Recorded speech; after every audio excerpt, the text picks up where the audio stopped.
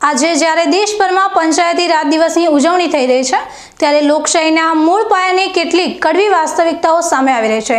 એક તરફ ગામ, તાલુકા અને જિલ્લાના વિકાસના ઉદયનો આ દિવસ છે, તો બીજી તરફ ભ્રષ્ટાચારના કીડાએ વિકાસના નામે આ વ્યવસ્થાને ખોખલી કરી નાખી હોવાની વાત પણ સામે આવી રહી છે।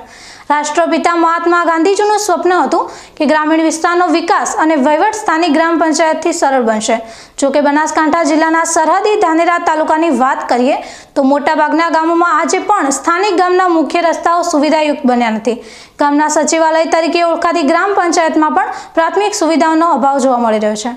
રાત્રિ દરમિયાન સ્ટ્રીટ લાઇટની સુવિધાથી પણ ધાનેરા તાલુકાના ગામડાઓ વંચિત છે। વર્ષો વીતવા છતાં સ્થાનિક ગ્રામજનોને અન્ય વિકસિત અને આદર્શ ગ્રામ પંચાયત જેવી સુવિધાઓ મળી નથી। ધાનેરા મત વિસ્તારના પૂર્વ ધારાસભ્ય અને વર્ષ 1972માં સરપંચ પદ પર રહેલા નાથાભાઈ પટેલનું માનવું છે કે જે રીતે પંચાયતી રાજનું સપનું હતું એ પ્રમાણે આજે કામ થતા નથી। ભ્રષ્ટાચારના કારણે વિકાસના કામો નિષ્ઠાપૂર્વક થતા નથી।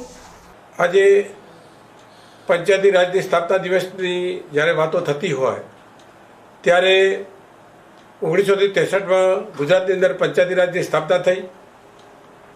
એ વખતે કલ્પના હતી, ગાંધીજીની કલ્પના હતી કે રામરાજ પંચાયતી રાજ મારફત રામરાજ જેવો સ્થાપના થાય।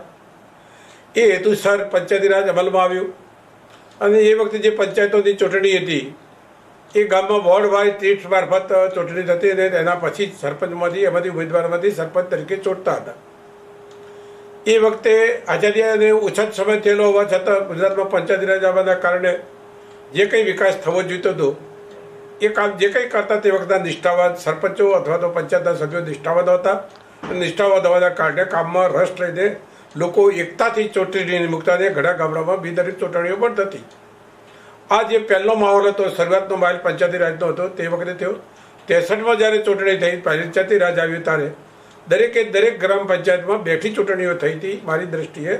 અને એ બેઠી ચૂંટણીઓમાં અંદર ગામમાં ભેગા થઈને ગામ લોકોએ નક્કી કરીને સરપંચની ચૂંટણી અને પંચાયતના સભ્યોની ચૂંટણી થઈ હતી। એની જગ્યાએ અત્યારનો જે આપણે માહોલ જોવા જઈએ છીએ ત્યારે એના પછી સરકારમાં અભિગમમાં ફેરફાર થયો। અભિગમમાં ફેરફાર થઈને સરપંચની ચૂંટણી ગામના લોકો ચૂંટે અને પંચાયતના વોર્ડ દીઠ ચૂંટાઈને આવે તે રીતની માધ્યમથી સરકારે એનો અમલમાં મૂકી। ત્યારે હાલ કંઈ જે કંઈ પંચાયતી રાજમાં ચૂંટણીઓ થાય છે એ જે લોકોની જે દ્રષ્ટિ હતી, પંચાયતી રાજની જે ગાંધીજીની કલ્પના હતી એ કલ્પના કરતાં અત્યારે જુદું તંત્ર ચાલે છે અને એ જુદું તંત્ર ચાલવાના કારણે અત્યારે ભ્રષ્ટાચાર વધી ગયો છે।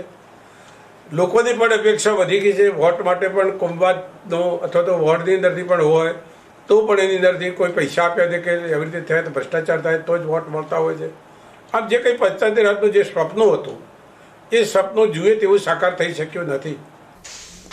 નાથાભાઈ પટેલ વધુમાં જણાવે છે કે એકમાત્ર ધાનેરા તાલુકો જ નહીં પરંતુ ગુજરાત રાજ્યના અનેક ગામડાઓમાં વિકાસના કામોમાં ગેરરીતિ અને ભ્રષ્ટાચાર થતો આવે છે।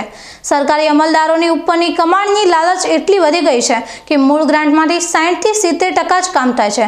તેનો પુરાવો આપતા તેઓ ધાનેરા તાલુકાના વિવિધ ગામોમાં આવેલા વર્ષો જૂના ગામ કૂવાનું ઉદાહરણ આપે છે, જે તે સમયે ટકાવારીનો રિવાજ ન હોવાથી આજે પણ અડીખમ ઊભા છે।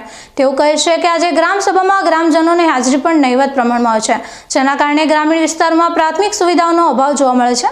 આપણે ધાનેરા તાલુકામાં ગણવામાં આવે તો આપણે એક જૂના કૂવા જ જોડો, પંચાયતી રાજના વખતના જે તે વખતે સ્ટેટના થયેલા ગામના કૂવા હતા, વીજળીકરણ પણ ન હતું। એ વખતના કૂવા જોવા જાઓ તો એ કૂવાઓ અત્યારથી પણ મજબૂત જેમ અવાજ કરતા ઊભા છે, ભલે કૂવામાં પાણી ઊંડે જવાથી ન હોય। એ વખતના રસ્તાઓ હતા, એ રસ્તાઓ પણ સારા હતા।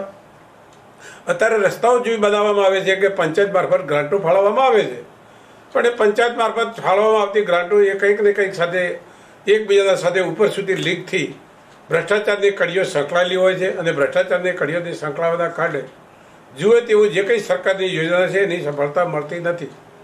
તો મારી અત્યારના તબક્કેના કોઈ રાજકારણમાં હોય અથવા તો ગામના સરપંચ હોય તેમાં પંચાયતમાં સુધારો કરવાની જરૂર છે અને એની અંદરથી નિષ્ઠાવાન કાર્યકરો અને ગામના સરપંચને ચૂંટણીમાં ચૂંટે તો જ આ ભ્રષ્ટાચાર દૂર થઈ શકે, નહીંતર તો દિવસે દિવસે ભ્રષ્ટાચાર વધતો જ જાય છે।